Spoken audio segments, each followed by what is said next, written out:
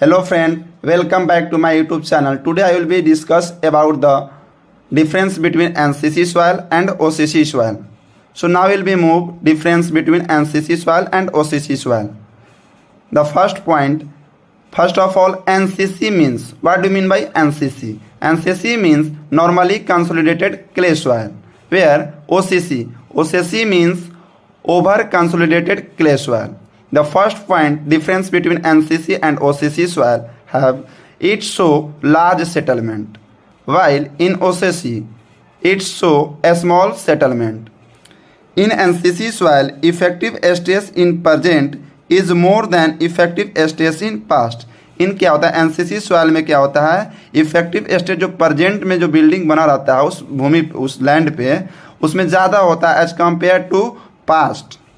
While in OCC soil, the effective stress in past is more than the effective stress in present. इसमें क्या होता है, OCC soil में effective stress जो past में होता है वो ज़्यादा होता है एज कम्पेयर टू प्रेजेंट. चलते हैं इसको हम एग्जांपल में एक दिखाते हैं, एक अलग पेज में. देखिए हम क्या होता है, हम पहले शो करते हैं एनसीसी सॉइल. इधर क्या हम एक्सप्लेन करेंगे, OCC सॉइल. एनसीसी सॉइल में क्या होता है, हम क्या बताएं, इफेक्टिव स्ट्रेस क्या होता है, पास्ट में कम होता है और प्रेजेंट में ज़्यादा होता है. पास्ट में क्या होता है, कम होता है. मानिए कि 3 फ्लोर का एक बिल्डिंग है, इसके नीचे ये ग्राउंड है, ये कुछ सॉइल पार्टिकल अपना होगा, सॉइल का वेज होगा.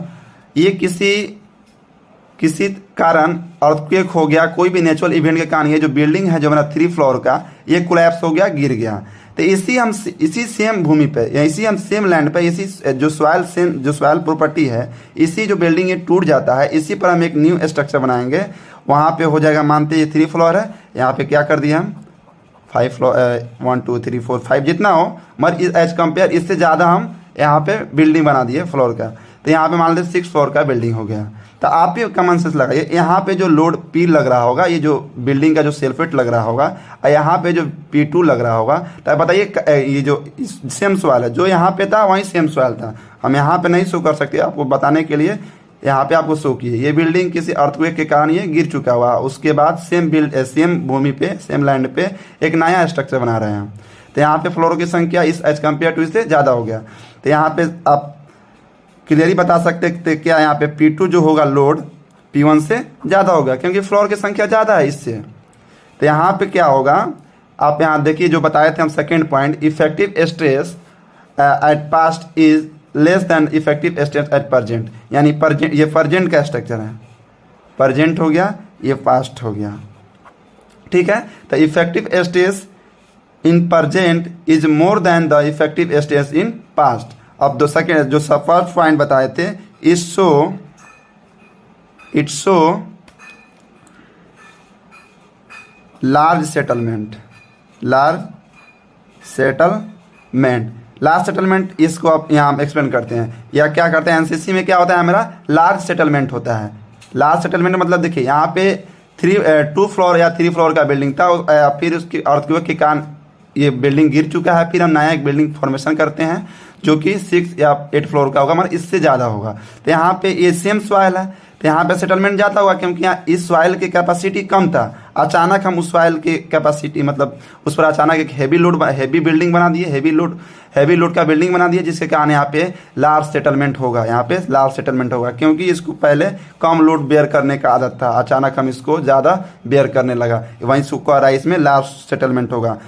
थर्ड पॉइंट हो जाएगा इसमें, it show large compressibility. Compressibility क्या होता है, लार्ज कंप्रेसिबिलिटी क्या होता है, वो 2 टाइप का होता है, कंपैक्शन एंड कंसोलिडेशन. उतना आगे हमको नहीं जाना है. अब चलते हैं OCC सॉइल.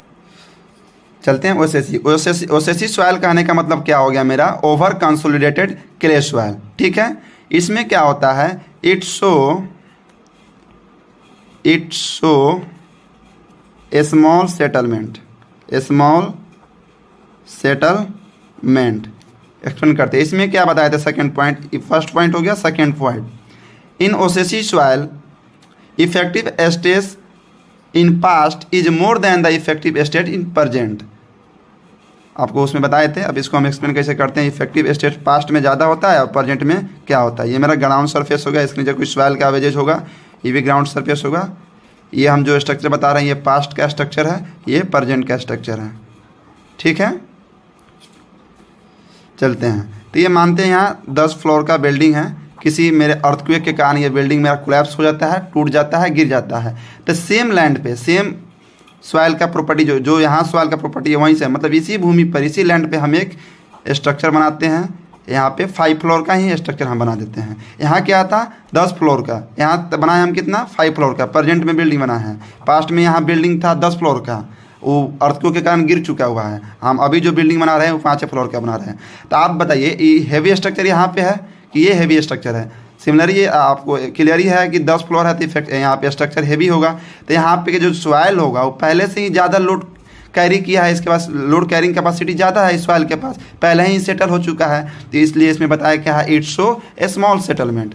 अब प्रेजेंट में देखिए, पहले ये तो 10 फ्लोर का लोड बेयर कर रहा था, अब इसको 5 फ्लोर करना है तो इसमें लो सेटलमेंट होगा, क्योंकि इसको पहले आदत है कितना 10 फ्लोर के लोड को कैपेसिटी को झेलना इस सॉइल को। अब इस सॉइल को 5 फ्लोर मिल रहा है तो ईजिली इस सॉइल इस लोड को बेयर कर सकता है। ठीक, तो यहाँ पे मानते हैं P1 लोड इस बिल्डिंग का है, ये P2 है। तो आप क्लियरली बता सकते हैं P1 ज़्यादा होगा क्योंकि ये 10 फ्लोर है, यहाँ 5 फ्लोर है। तो वहीं से आपसे क्लियर हो गया क्या हो गया, ये पास्ट है। ये पास्ट में क्या होता है, इफेक्टिव स्टेट ज़्यादा होता है और प्रेजेंट में इफेक्टिव स्टेट कम होता है। It's so a small settlement, it's so large settlement in case of NCC soil. वहीं आपको ये बता रहे थे in NCC soil it's so large settlement, it's so a small settlement. In NCC soil effective state in present is more than the effective state in past, while in OCC soil effective stage in past is more than effective stage at present। वहीं आपको example देके बताया है। एक तीसरा point क्या लिखिएगा, it has large compressibility but it has a small compressibility. Compressibility करने का मतलब कंपैक्शन कंसोलिडेशन, जो लोड करने के बाद सॉइल के वॉल्यूम को चेंज किया जाता है। कंप्रेसिबिलिटी मीन्स क्या होता है, कंप्रेसिबिलिटी कहने का मतलब क्या होता है, किसी भी पार्टिकल मतलब सॉइल के सैंपल को वॉल्यूम को रिड्यूस करना, वही कंप्रेसिबिलिटी को डिफाइन करता है। तो देखिए एग्जांपल बताएं आपको, एक पास्ट कोई स्ट्रक्चर था, ये अर्थक्वेक के कारण ये मेरा जो बिल्डिंग है या कोई भी प्रकार का स्ट्रक्चर हो वो कोलैप्स हो चुका है। फिर हम प्रेजेंट में यहीं पे इसी लैंड पे हम स्ट्रक्चर बनाते हैं, ये हैवी लोड का एज कम्पेयर टू पास्ट। तो यहाँ पे क्या होगा, इफेक्टिव स्टेज प्रेजेंट में ज़्यादा हो जाएगा, पास्ट में कम था क्योंकि पास्ट में कम फ्लोर का बिल्डिंग था, ये लोड का कैपेसिटी इसका कम था, अचानक यहाँ लोड ज़्यादा बना दिए। उसी तरह यहाँ भी एग्जाम्पल दिए, इफेक्टिव स्टेज पास्ट में ज़्यादा होता है, प्रेजेंट में देखिए कम होता है। फिगर से आप समझ जाइए। It's so a small compressibility. Thank you. Video अच्छा लगा तो प्लीज़ लाइक एंड सब्सक्राइब करें।